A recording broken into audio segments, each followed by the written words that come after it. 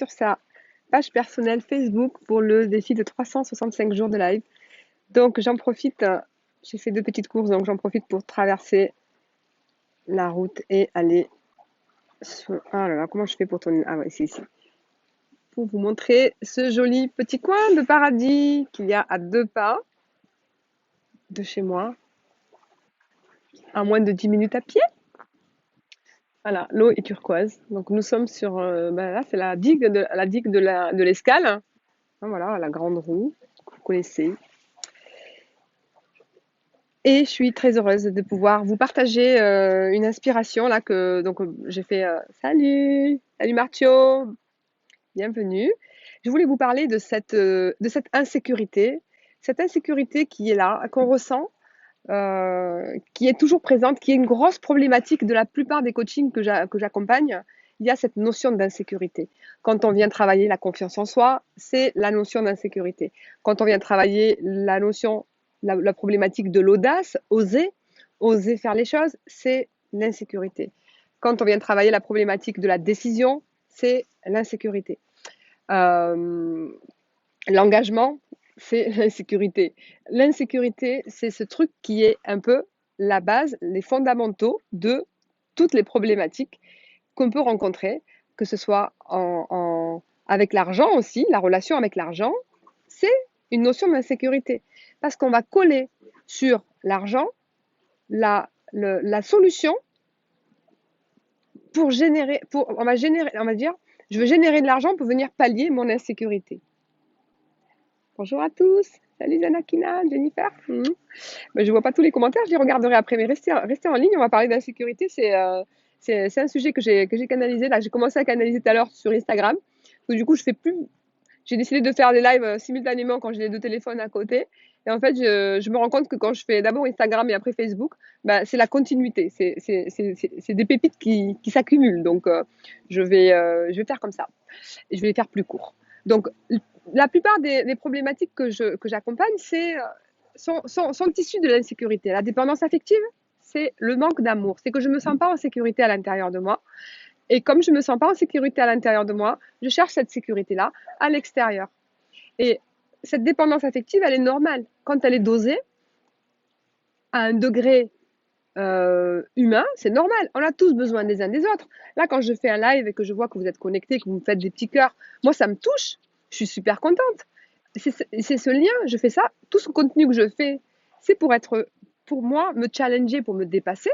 C'est pour être visible et c'est pour aussi offrir et contribuer du contenu de qualité et gratuit à tous ceux qui veulent l'entendre, et à tous ceux qui sont là, connectés, à tous ceux qui partagent. Donc, le fait d'être connectés les uns avec les autres et d'avoir besoin de l'attention, d'avoir besoin de se sentir aimé, apprécié par les autres, c'est normal. Ça devient problématique quand je mets toutes mes billes à l'extérieur. C'est que toutes mes sources de sécurité viennent de l'extérieur. Et quand toutes les sources de mon insécurité, elles viennent de l'intérieur et aussi de l'extérieur. Il faut un bon équilibre. Qu'on ait besoin de sentir l'amour de son amoureux, les attentions de son amoureux, oui, ça c'est normal. Cette insécurité-là, elle est en toi. Elle est à l'intérieur de toi. Tu peux la remplir, tu peux demander, ton copain, il peut te dire toute la journée que tu es belle, qu'il t'aime et qu'il va rester avec toi toute ta vie. Ce qui est là, si tu te sens en insécurité, ça remplira jamais le vase, c'est un puissant fond. Si tu as ce sentiment d'insécurité, il faut que tu ailles le regarder. Je dis pas que tu pourras jamais guérir et que ton copain ne peut pas pallier le manque. Il va le pallier, il va le penser. Mais il y a quelque chose qui t'appartient à toi, c'est de t'engager envers ton enfant intérieur. C'est de t'engager à aller écouter qu'est-ce qui se vit chez toi. Et comment tu te sens en insécurité? C'est à quel moment tu te sens le plus en insécurité? Est-ce que c'est quand tu n'as plus rien à faire? Est-ce que c'est quand tu es plus entouré, qu'il n'y a plus personne autour de toi? Est-ce que c'est quand tu envoies un message et que tu n'as pas de retour? Est-ce que c'est quand tu n'as pas forcément de retour sur ton travail? Est-ce que c'est quand tu te sens que ton compte en banque il va passer au rouge? C'est ton enfant intérieur. Tout ça, c'est des éléments extérieurs. Tout ça, c'est des circonstances extérieures. Ces circonstances extérieures ne doivent pas dire que tu dois être en bonne santé. ou en mauvaise santé, en bonne sécurité ou en mauvaise sécurité, digne d'être aimé ou pas digne d'être aimé. Ça, c'est des circonstances extérieures qui arrivent à tout le monde. Ça, c'est là pour tout le monde. Ces circonstances extérieures qui te mettent en insécurité, c'est les mêmes pour tout le monde. C'est qu'est-ce qui change? Qu'est-ce qui fait la différence entre une personne qui, quoi qu'il arrive, elle réajuste sa voile, elle est touchée, hein, parce que personne n'est pas touché. Tout le monde est touché par le sentiment d'insécurité. Waouh! Ah ouais, je vois le bois qui se consume. Mon chiffre d'affaires, il n'est pas là où je l'attendais. Oh là, je pense que mon amoureux, là, ça fait 2 jours que j'ai pas eu de nouvelles. Waouh! Il y a tout le monde, et la différence entre une personne qui se, qui se, qui navigue ses émotions, qui traverse ses émotions et qui arrive à grandir dans les circonstances de la vie et en réajustant sa voile et en grandissant, en augmentant son intelligence émotionnelle, et une personne qui souffre et qui se prend les pieds dans le tapis et qui continue de souffrir, à continuer de creuser.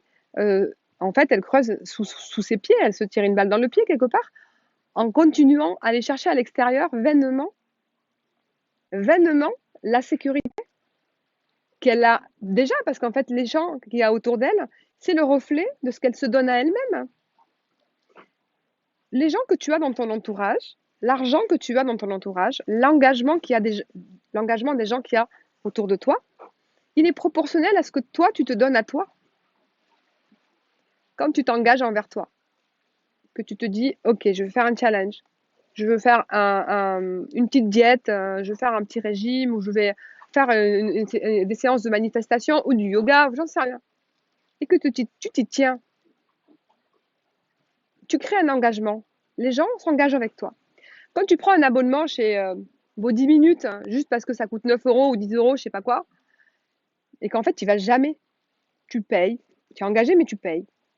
Mais là, tu te trahis, en fait. Même 9 euros par mois, mais que tu t'en sers pas, c'est horrible.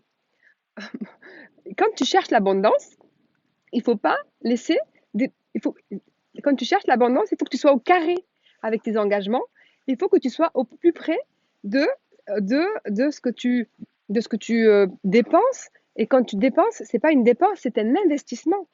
Si tu laisses l'argent partir comme ça, sur 9 euros par-ci, ah, ben j'ai un abonnement là, j'ai un abonnement téléphonique, mais en fait, j'ai un abonnement de télé, mais je m'en sers jamais. Il y a ça aussi. Ça, c'est des manières de dire à l'univers, bah, je gaspille facilement, l'argent se dilapide et ça ne me dérange pas. Mais ça crée une insécurité quelque part. Ça crée que tous les mois, tu regardes sur ton compte, tu fais, oh purée, tout ce qui sort de mon compte, en fait, qui me sert à rien. Commence par assainir l'état présent. Commence par assainir l'état présent. Quand tu sors de l'argent, c'est un investissement. Change ton rapport à l'argent. C'est un investissement. Quand tu investis, moi j'ai bien aimé quand j'ai fait le challenge avec Deepak Chopra. Il y avait le jour 10 ou le jour 7. À chaque fois que tu dépensais quelque chose, que tu payais quelque chose, tu demandais le ticket de caisse et tu écrivais sur le ticket de caisse, je suis heureuse et reconnaissante d'investir. En fait, c'était tout là, tout ce que j'ai investi dans mon bien-être, ma santé, mon plaisir, me reviendra 7 fois plus grand. Ça a changé la relation au fait de payer. Et du coup, je payais avec cette sensation de ouais, chouette, 7 fois plus grand, yes! Et j'ai envoyé une vibe d'excitation. Et je recevais, je trouvais 20 euros par terre, je trouvais 20 euros au distributeur, 10 euros. On m'invitait, on me faisait des cadeaux. Et pour en revenir à la sécurité émotionnelle, c'est pareil. Alors là, il y a le soleil, donc je vais vous remettre un peu la jolie vue, hein. Pour la sécurité émotionnelle, c'est pareil. Quand tu transfères toute la responsabilité de ton équilibre émotionnel à l'autre pour qu'il en prenne soin, c'est OK, mais dans une certaine mesure et dans la mesure de ce qu'il peut donner. Parce que si même malgré tout ce qu'il donne, tu te sens encore dans l'insécurité, c'est qu'il y a quelque chose à aller muscler à l'intérieur de toi. C'est qu'il y a un enfant intérieur qui est sur l'île des enfants perdus. T'imagines ça? C'est une île toute grise. Le sable est gris, le ciel est gris, il fait froid. Et ton enfant intérieur, il est là, il est perdu dans cette île. Il n'y a pas que lui, il n'est pas tout seul. Il y a aussi le mien de temps en temps quand je l'oublie. mais je vais vite pagayer pour aller les récupérer. Et, et, et c'est ce qui, et ça se travaille. Ça se travaille dans la bienveillance, dans l'amour de soi, dans la douceur. Et c'est possible de restaurer. Parce qu'on ne répare pas l'enfant intérieur. Réparer, on répare une machine. Et on restaure une œuvre d'art. Donc c'est possible de restaurer ton enfant intérieur et d'aller restaurer ta sécurité intérieure. Et dans le live sur Instagram, allez le voir parce que ça n'a rien à voir avec ce que j'ai dit là. C'est la suite ou c'est le début, j'en sais rien. Je parlais d'attention. Attention. Quand j'ai reçu, moi, dans mon éducation, le mot attention, c'était attention à ça, attention à ça, attention à ça. Donc, ça générait de l'insécurité inconsciemment. Je me sentais en insécurité permanente. Il y avait toujours un truc. En plus, j'étais myope. Avant qu'on détecte que j'étais myope, je voyais rien. Je me prenais les boîtes aux lettres. Prends, attention, oui, ben voilà. Il fallait le dire avant. Et ça génère ce sentiment d'inconfort. Et quand vous rencontrez quelqu'un, c'est la première chose que vous avez en tête, c'est attention, attention, je vais le calibrer, je vais l'observer. Et ensuite, si c'est quelqu'un qui est valable, je vais peut-être lui donner mon amitié ou mon attention. Mais moi, j'ai envie de refaire l'histoire. J'ai envie de croire que, quand mes parents ils me disaient attention à ci, attention à là, je le sais que c'était pour me sécuriser, pour me protéger, pour me rendre vigilante. Et donc, c'était un acte d'amour.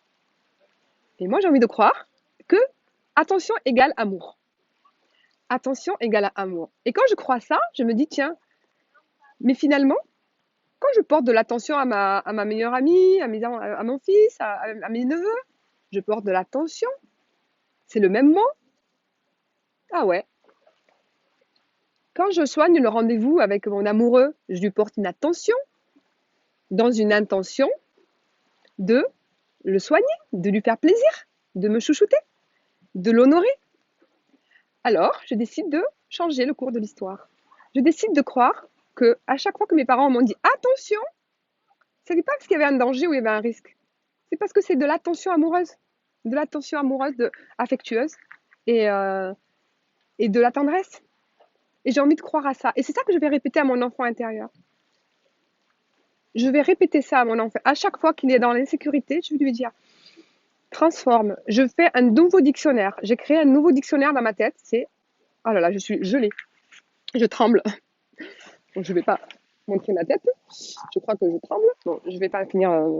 Je vais pas faire long feu dans cet endroit où j'ai froid. Donc je recrée l'histoire et je dis à mon enfant intérieur, ok, à chaque fois que je me sens dans l'insécurité, en plus je peux pas me déplacer, il faut que je me tienne, faut que je me tienne là.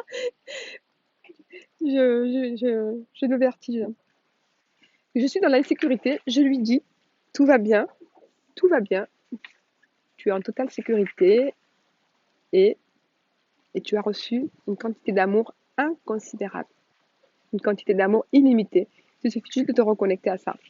Bon, j'espère que vous allez bien et que vous avez entendu ce live sans trop de vent.